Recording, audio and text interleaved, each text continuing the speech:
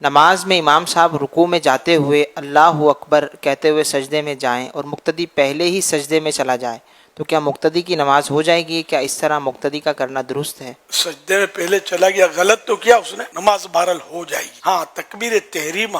پہلی تکبیر جو ہے نا، یہ اگر امام سے پہلے کسی نے اپنی پوری کر لی تو نماز شروع ہی نہیں ہوئی اس کی۔ تو اس لیے تکبیر تحریمہ جو پہلی تکبیر کہی جاتی ہے نا نماز شروع کرنے کی، تو اس میں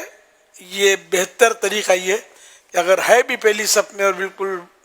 اٹینشن ہے نماز کے لیے، تب بھی امام جب اللہ اکبر کہے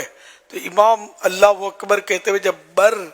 پر پہنچے تو اس وقت مقتدی کو چاہیے کہ وہ اپنی اللہ اکبر شروع کرے۔ تو بر میں چونکہ با پر مد تو ہے نہیں تو بر فوراً ادا ہو جاتا ہے، تو یوں اگر کہے گا نا مقتدی اللہ اکبر اپنی امام کے بر پر، تو یہ امام سے آگے اس کی تکبیر ختم نہیں ہوگی۔ بر شرط نہیں ہے، بر پر یہ لکھا ہے کہ بر پر کہیں گے تو وہ خطرہ ختم ہو جائے گا، ورنہ یہ کہ امام سے پہلے اللہ اکبر اپنی ختم نہ ہو، یہ مقتدی کو خیال رکھنا ہے۔ حضور اس میں بعض اوقات یہ ہوتا ہے جیسے امام صاحب کے پیچھے ہی کھڑے ہو کر ہم نماز پڑھ رہے ہیں، بعض امام یہ اللہ اکبر جب کہہ کر سجدے میں جا رہے ہوتے ہیں تو یہ تکبیر جو ہے نا یہ اس وقت نہیں کہہ رہے ہوتے جب یہ جانا شروع کرتے ہیں، جب بالکل سجدے کے قریب ہوں گے تو ان کی آواز آئے گی اللہ اکبر۔ تو اب ایسی صورت میں اگر کوئی پیچھے جو مقتدی ہے اسے امام صاحب کو جاتے ہوئے دیکھا مگر امام صاحب کی تکبیر کہی نہیں گئی ہے اور امام صاحب کے ساتھ ہی وہ سجدہ کر رہا ہے اور پھر آواز اس کو لیٹ ہی آئے کہ ڈیفینیٹلی امام صاحب تو بالکل سجدے کے قریب جا کر رہے، تو اس میں پھر مقتدی کیا کرے؟ تکبیر تحریمہ اور اس کا مسئلہ الگ ہے، الگ الگ ہے۔ اس میں ایسا ہے کہ امام کی تکبیر سننا، آواز سننا، یہ مقتدی کے لیے شرط نہیں ہوتا۔ مقتدی امام کو دیکھ دیکھ کر بھی اپنے انتقالات نقل و حرکت کر سکتا ہے، آنا جانا۔ لیکن یہاں ایک مسئلہ یہ کہ امام صاحبان معلومات کی بعضوں کو کمی ہوتی ہے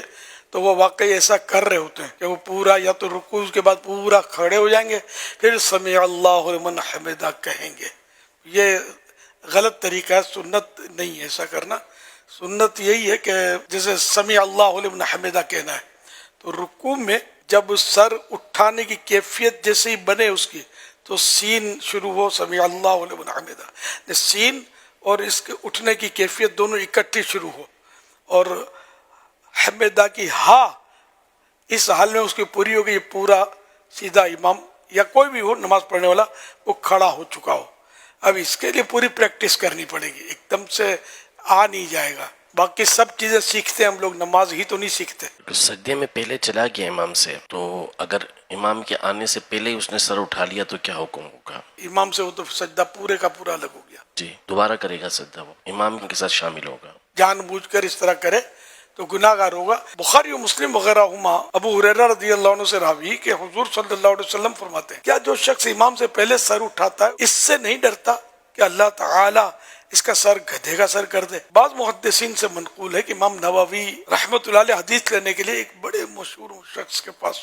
دمشق میں گئے اور ان کے پاس بہت کچھ پڑھا، مگر وہ پردہ ڈال کر پڑھاتے، مدتوں تک ان کے پاس بہت کچھ پڑھا مگر ان کا منہ نہ دیکھا۔ جب زمانہ دراز گزرا اور انہوں نے دیکھا کہ ان کو حدیث کی بہت خواہش ہے، یعنی امام نووی کو حدیث کی بہت خواہش ہے، استاد نے جب دیکھا تو ایک روز نقاب اٹھا دیا تو چہرہ جو تھا وہ خوتے جیسا تھا، گدھے جیسا، ڈونکی جیسا۔ انہوں نے کہا صاحبزادے امام پر سبقت کرنے سے، امام سے پہل کرنے سے ڈرو کہ یہ حدیث جب مجھ کو پہنچی میں نے اس سے مستبعد یعنی بعض راویوں کی عدم صحت کے باعث دور از قیاس سمجھا، یعنی مجھے اس حدیث کی صحت میں کیونکہ دوسرے بعض راوی اس میں اچھے نہیں تھے اپنی جو شرائط ہے اس کے مطابق، تو اس لیے میں سمجھا کہ شاید یہ حدیث اتنی وہ نہیں ہے قوی، تو اس لیے میں نے اس کو مستبعد جانا اور میں نے امام پر قصداً سبقت کی، جان بوجھ کر میں امام سے آگے سر اٹھایا تو میرا منہ ایسا ہو گیا جو تم